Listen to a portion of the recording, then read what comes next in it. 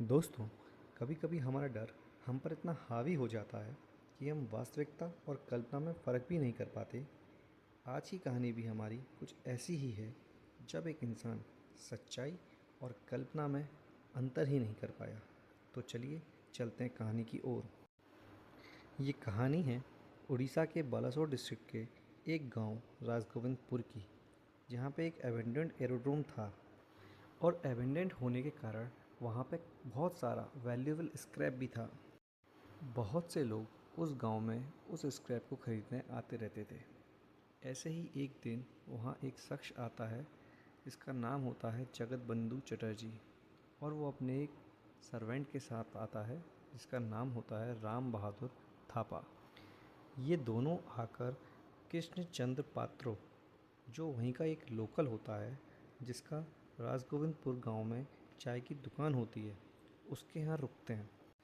इत्तेफाक से उसी दिन एक चंद्रमा जी नाम का व्यक्ति कृष्ण के घर आता है, और देर रात हो जाने की वजह से वो रात में उसी के घर रुक जाता है।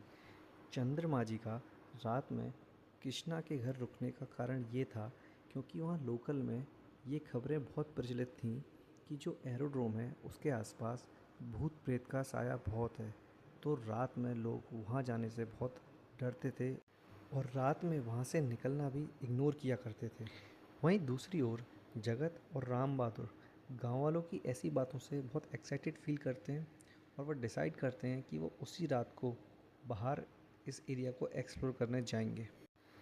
इसलिए वो रात में कृष्णा और चंद्रा को उठाते हैं और उन्हें अपने साथ बाहर जाने को मना लेते हैं, और चंद्रा को उसके गांव तेलकुंडी छोड़ने का आश्वासन भी देते हैं।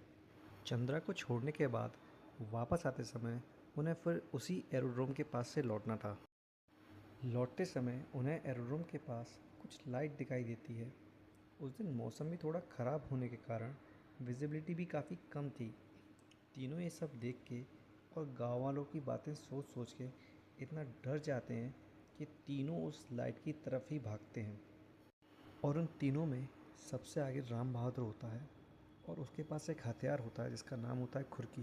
ये एक बहुत जानलेवा हथियार होता है, और वो अपने आगे भूत खड़ा देखकर इतना डर जाता है कि बिना कुछ सोच समझे पूरी ताकत से अपने वार कर देता है। राम बहादुर इतना डर चुका था कि वो कुछ वार कृष्णा पे भी कर देता है।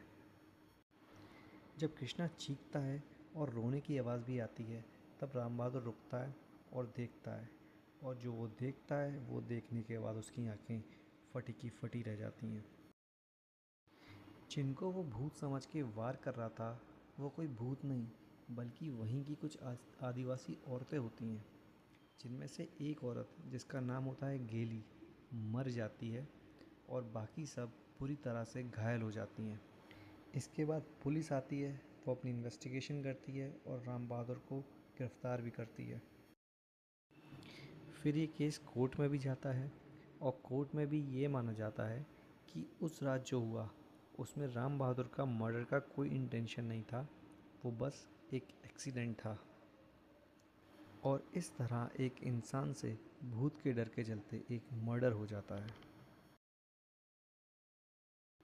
दोस्तों, अगर आपको मेरी स्टोरी पसंद आई हो तो एक लाइक और एक सब्सक्राइब ज़रूर करें।